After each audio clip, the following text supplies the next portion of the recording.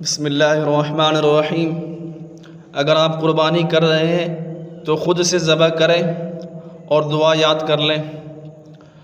انی وجہت وجہی للذی فطر السماوات والارض حنیفا وما انا من المشرکین ان صلاتی ونسکی ومحیای ومماتی للہ رب العالمین لا شریک لہ وبذلک امرت وانا اول المسلمین اللہم منک ولک۔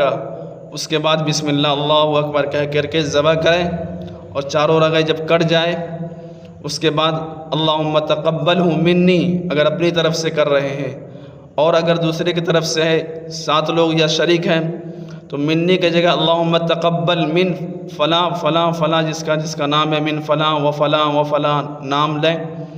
اس کے بعد کہیں کما تقبلت من حبیبک محمد صلی اللہ علیہ وسلم و خلیلک ابراہیم علیہ الصلاۃ والسلام۔